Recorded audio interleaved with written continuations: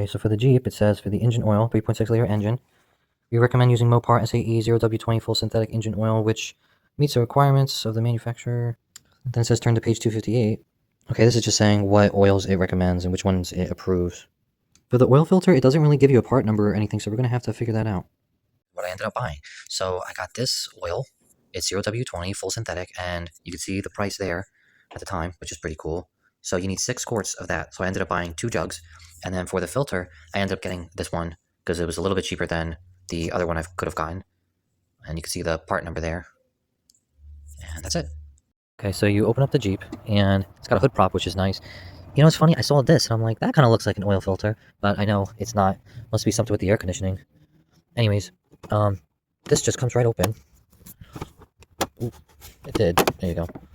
And in there is the oil filter, and that does not look like a 24mm socket to me. That looks like a 16 or something like that, so I'm going to see if I have something that fits it. So what does it say? SAE 0W20. All right. Okay, so you probably don't need an extension this long, but you need some sort of extension to this socket, and I didn't have a 24mm. It is pretty big, 15/16. So that's what I ended up using, and I can get down in there, and it's locked on there, so I know that I'll be able to take that guy off. Okay, 75,126 miles. I need to pop the hood. Make sure that the oil cap is loose so that the fluids come out. There you go. That's good.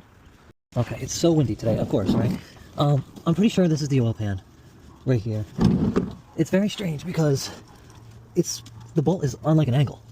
But maybe that's because it's like it's an off-road vehicle and you should be able to scrape and stuff like that. Anyways, this has got to be the transmission because it's got all these bolts on it. This has got to be the oil pan because it's got like these little oil pan bolts. So I just didn't think it would be so small, but pretty sure that's it. So we're gonna do it. So this is how I'm getting to it. I'm on the passenger side. I'm going down under here. I have a 13mm socket. I don't know if that's gonna be the one, but we're gonna give it a shot. See if it fits. And it does. Okay.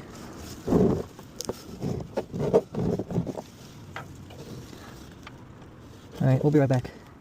Was the oil drain bolt. And it was actually on so freaking tight. And I had this breaker bar, and I really didn't have to do that much, but I just had to crack it loose a little bit. And then I finished it with this little guy here, and it was fine.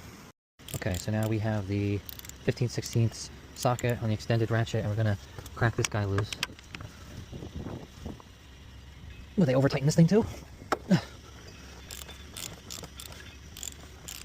Now, I don't think any oil should really come out of this. Okay, that's enough.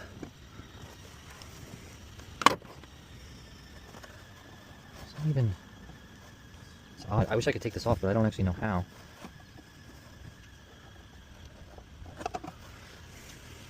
Okay, that was a little bit ugly, I'm not gonna lie. It didn't come straight out. I had to kind of wiggle it, and it's okay. It doesn't have a lot of oil in it. Okay, so here's the new filter, and we're gonna take it out.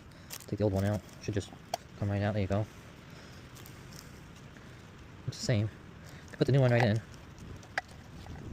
That was it. Now, you do want to replace the O-ring, and it's important to know, it's so windy out today, I'm sorry. It's important to know where it is, because if you put it down there, you're going to have a leak, and the oil's going to go everywhere. That's actually what happened to me one day, so we don't want to do that. Okay, so we got the old one off, put the new one on. It actually says, don't oil it, which, it's a rubber gasket. It's not the same as the other oil filters, so, okay, now we're going to put it back in, and it seems like you could, like, drop it. And you totally, probably could. Okay. Oh my god, feels like I got it. That's really strange.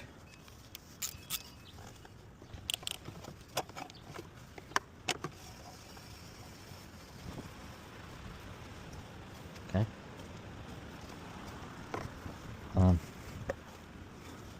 guess I'm gonna feel it. Yeah, actually that feels good. You can stick your hand in there and feel. Probably do it without the glove. Okay, so we tightened up the oil filter. We went under there and plugged the oil bolt, and I didn't use I just tightened it a good amount. I didn't over tighten it or anything like that.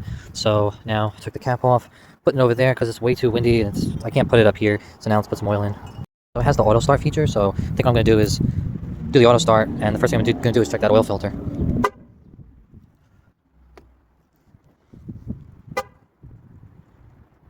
That was funny. It said hood open, canceled auto start, so we're gonna do this.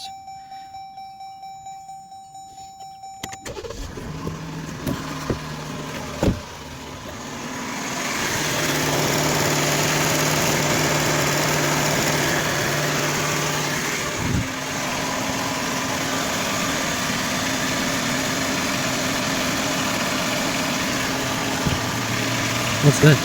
Full 5 quarts in, and you can see it's not at the line yet, which makes sense why it needs 6, so we're gonna add another quart. So it's actually, I mean, it's actually pretty much right there. It's actually moving, you know, because of the oil. It was at the dot, so let me try it again. Okay, so now you just have to use your up and down arrows to get to this little car icon over there. And there's if you press left and right, there's a couple of things like your battery voltage and oil pressure. So just keep pressing the button until you get to your oil life. And it says hold OK to reset. So that's what we're going to do, hold the OK button. Okay, I did that. Hold OK to reset. Oh, there you go. Okay, looks like I had to do it twice. Alrighty, guess that's it.